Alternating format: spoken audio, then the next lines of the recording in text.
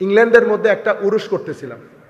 সেখানে মাদ্রাসায় দেওবন্দে একটা ছেলে তার বোনের দাওয়াতে গেছে ইংল্যান্ডে ভিসা নিয়ে। তো বোনের জামাই আবার আমাদের খুব ভক্ত। তো উনি বললেন, হুজুর আমার শালা আসছে ইন্ডিয়া থেকে, উরুসে নিয়ে আসতে চাচ্ছি, সে যদি আসে আমি আপনাকে বলবো, আপনি তাকে মাথায় রেখে বক্তব্য দিয়ে। লম্বা কথা। পরবর্তীতে আমি মাহফিল শেষ করে আমরা একসাথে বসছি পাশের রুমে গিয়ে। তো উনি আমাকে বলতেছেন, আমার জীবনে আমি প্রথম কোন সুন্নির মাহফিলে বসছি। তো আমি তাকে জিজ্ঞেস করছি কেমন লাগছে। তুলনামূলক অনেক ভালো। আচ্ছা, আপনার কোনো প্রশ্ন আছে? হ্যাঁ আমার প্রশ্ন আছে।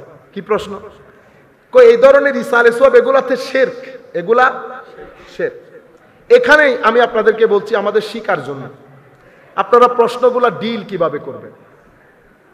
প্রথম জিনিস, যে কেউ যে কোনো ক্ষেত্রে যদি বলে এটা শরীয়তের মধ্যে জায়েজ, তখন কি বলবেন? কোরআনের আয়াত, হাদিস, উলামায়ে উম্মতের অভিমত। কেউ যদি বলে না জায়েজ, তখনও জিজ্ঞেস করবেন কি? কোরআনের আয়াত, হাদিস, উলামায়ে কেরামের অভিমত। যেই যা কিছু বলবে এই তিনটার আদলে বলতে হবে।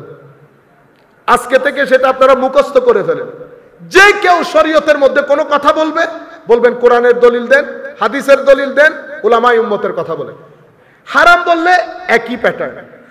কেউ যদি বলে এটা আল্লাহ রসুলের জমানায় ছিল না, এমন কথা যদি কেউ বলে, তখন বেদাতে চলে যাবে। তখন এটা জায়েজ না, জায়েজ না, তখন বেদাত। তো যদি বেদাতের আলোচনা করেন তো কোরআন, হাদিস, উলামায়ে উম্মত, ঘটনা একই। যেমন মিলাদুন নবী, আপনি যদি বলেন নবীর জীবনে ছিল না, তাইলে আপনি চলে যাইতে হবে কোন সাবজেক্টে? বেদাতের সাবজেক্টে। যেটা নবীর জমানায় ছিল না এখন আছে, সেটা বেদাত। এখন বেদাত কোরআনের দৃষ্টিতে, হাদিসের দৃষ্টিতে, উলামায়ে উম্মতের দৃষ্টিতে। আপনারা পুরো বিষয়টা বুঝতে পেরেছেন? শিরক, আমি ওনাকে সিম্পল বলছি, শিরক হয়েছে, আমি মেনে নিলাম। আপনি এখন আমাকে বলবেন শিরক কোন জায়গায় সংগঠিত হয়েছে, এটা আপনারা মুখস্থ করেন। আল্লাহর, এটা সকল মুসলমানের জন্য এই জিনিসটা জানা ফরজ। একটা হচ্ছে আল্লাহর জাত, সত্তা, আল্লাহর সিফাত, গুণাবলী, আল্লাহর আফআল, কর্ম। তাইলে কয়টা পাইলাম? সত্তা, গুণাবলী, কর্ম। এখন আপনি বলতেছেন শিরক হয়েছে। এখন আপনি আমাকে বলবেন এই শিরকটা সত্তার ক্ষেত্রে হয়েছে, সিফাতের ক্ষেত্রে হয়েছে, না আফআলের ক্ষেত্রে হয়েছে? উনি বলতেছেন আমি তো আপনার প্রশ্ন বুঝতেছি না। আল্লাহ বলতেছেন অ্যাক্সিডেন্ট হয়েছে, অ্যাক্সিডেন্ট হয়েছে। তো অ্যাক্সিডেন্ট কোথায় কার সাথে হয়েছে বলতে হবে না? আপনি কেমনে বলে দিলেন? জাত মানে হচ্ছে আল্লাহ এক, একক, অদ্বিতীয়, শুরু নাই শেষ নাই। আমি যদি কাউকে এই উরুসের মাধ্যমে, আমি কি দাতাগঞ্জে বক্স আলী হুজবেরিকে শুরু নাই শেষ নাই বলেছি? বলি নাই। আমি কি বলেছি উনি একক, অদ্বিতীয়? তাইলে তো জাতের সাথে শরীক করি নাই।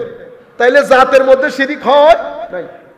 সিফাত, সিফাতের মধ্যে কিছু সিফত আল্লাহর জন্য এক্সক্লুসিভলি, কিছু সিফত আল্লাহর জন্য ব্যবহৃত হয়, বান্দার জন্য ব্যবহৃত হয়। আমি যদি, যেমন আমিও দেখি, দেখি না? আমিও বসির, আল্লাহ দেখেন, আল্লাহ বসির। তো দুইজনে দেখি, শরীক আছে কিন্তু শিরিক হয় না। কেন? কারণ আমার দেখাটা আল্লাহর দেখার মতো না। আমি দেখছি কারণ আল্লাহ আমাকে দেখার তৌফিক দান করেছেন। আল্লাহ দেখেন সত্তাগতভাবে, আল্লাহকে কেউ দেয় নাই, আমাকে তো আল্লাহ দিয়েছেন। সেই কারণে এটা শিরিক না, এটাকে বলে জয়নিং অ্যাট্রিবিউট। মানে জিনিসটা আল্লাহর জন্য, আমিও শুনি, আল্লাহ শুনেন, আমিও সামি, আল্লাহ সামি, কিন্তু শিরক হচ্ছে না। কেন? কারণ আল্লাহ সত্তাগতভাবে, আমি আল্লাহর মাধ্যমে। তো আমি এখন, আপনি বলেন উরুস করার মাধ্যমে, ইসালে সোয়াবের মাধ্যমে আল্লাহর কোন গুণের মধ্যে শরীক হয়েছে? আপনি বলেন।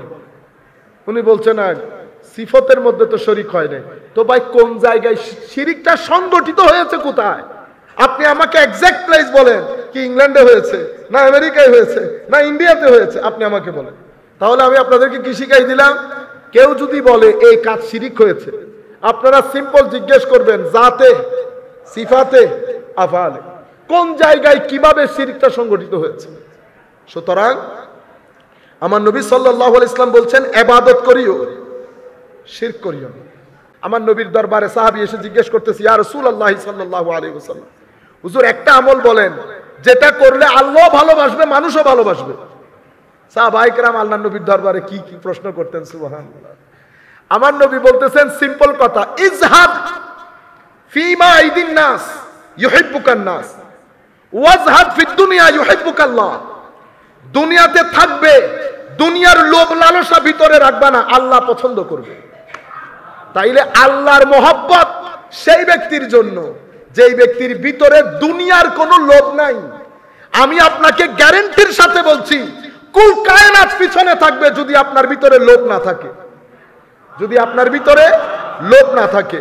ওয়াজহাদ ফিমা আইদিন নাস ইউহিব্বুকান নাস, মানুষের সাথে চলাফেরা করবা, কখনো মানুষের পকেটের দিকে তাকাবা না, মানুষের পকেটের দিকে তাকাবা না। কি হবে? ইউহিব্বুকান নাস, মানুষ সব সময় তোমার পিছনে থেকে তোমাকে স্যালুট করবে। সিম্পল জিনিস বলেছেন আমার নবী, বুঝতে পেরেছেন? আজকের দিন পর্যন্ত যারাই সম্মানিত হচ্ছে, প্রত্যেক ব্যক্তি বেনিয়াস। আল্লাহর ওলিদেরকে, সুফিয়ায়ে কেরামকে মানুষ এরকম কেন সম্মান করে? বেনিয়াজ হওয়ার কারণে। আপনি যখন একজনের পকেট থেকে চোখ সরিয়ে ফেলবেন, যত বড়ই ব্যক্তি হোক না কেন আপনাকে সম্মান করতে বাধ্য। আমি একটা এক্সাম্পল এখন আপনাদেরকে দিতে পারি, কিন্তু দিচ্ছি না, সেটা আমার সংক্রান্ত, সেই কারণে। কিন্তু আমি আপনাদেরকে গ্যারান্টি দিয়ে বলছি, আমরা টুকটাক যারা মসজিদের ইমাম হোক, মুয়াজ্জিন হোক, খতিব হোক, মাদ্রাসার জুনিয়র শিক্ষক হোক, সবাই আমার নবীর দ্বীনের বাগানের খাদেম। সবাই যার যার অবস্থান অনুযায়ী আমার নবীর দ্বীনের বাগানের বিভিন্ন গাছের মধ্যে পানি ঢালতেছে। বুঝতে পেরেছেন? সবাই তো খাদেম।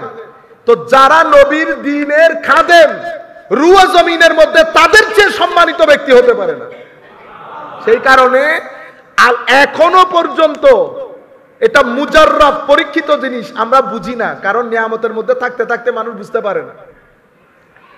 এখনো পর্যন্ত পৃথিবীর যেই প্রান্তে যাবেন যান, যদি বলেন না, এখন তো এই শব্দটা সবাই বুঝে, ইমাম। কি বলে? ইমাম। ইংল্যান্ডে গেলেও ইমিগ্রেশন অফিসারকে যদি বলেন ইমাম, এখন সেও বুঝে ইমাম মানে কি। আপনি একেবারে আফ্রিকান ক্যারিবিয়ান কান্ট্রি, এই যে জ্যামাইকা, আমি কিছুদিন আগে গেছিলাম জ্যামাইকা, যেই প্রান্তে যাবেন যান, ইমাম সবাই বুঝে। ইমামের জন্য 7 গুণ মাপ। এই যুগও আমার নবীর দ্বীনের বাগানের যারা খেদমত করে, পৃথিবীর যেই প্রান্তে যাবেন যান, হোটেলের মানুষ টাকা নেয় না। হোটেলের, আমি ক্যারিবিয়ান কান্ট্রিতে গেছিলাম, তো ওখানে কি খাবো কি খাবো, পরে হঠাৎ করে ওই একটা যে ক্যাপসি টাইপ দোকান, ভিতরে ঢুকলাম, তো বলছি আমাদের তো ভেজিটেরিয়ান লাগবে, হালাল। ওখান থেকে বাইরে আসলো মুসলমান ক্যারিবিয়ান, তো আমার হুলিয়া দেখে বলতেছে, আর ইউ মুসলিম? তা আল্লাহ, হ্যাঁ, তুই আমার দেখতেছিস না? তো সালাম কালাম দিব, ও বলতেছে আমিও মুসলমান। তো কি কারণে? আমি বলছি, ও চিনতেছে মসজিদ। আপনি চিন্তা করতে পারবেন, সে আমার কাছ থেকে টাকা নেয় নাই। তার সাথে আমার দ্বিতীয়বার দেখা হবে কখনো? দ্বিতীয়বার দেখা হবে না। কিন্তু সে আমার কাছ থেকে টাকা নিতে চাচ্ছে না। আমি তখন বাইরে এসে চিন্তা করলাম, হক মানে আমি কি রকম ডাজন্ট ম্যাটার, আমার সাথে নিসবত কার, ইট ডাজ ম্যাটার। আমার সাথে সম্পর্ক কার, মানে কার কাজ করি, এটা ম্যাটার। আমি লাখ গুনাহগার, কোনো সন্দেহ নাই, কিন্তু শুধু নবী পাকের বাগানের খেদমতের কারণে দিয়ারে কুফরের মধ্যে টাকা নিতে চাচ্ছে না। তাহলে সম্মান আল্লাহ, আল্লাহ রসুল। এই জন্য আল্লাহ বলছেন না, ওয়ালিল্লাহিল ইজ্জা ওয়ালি রাসূলিহি ওয়ালিল মুমিনিন।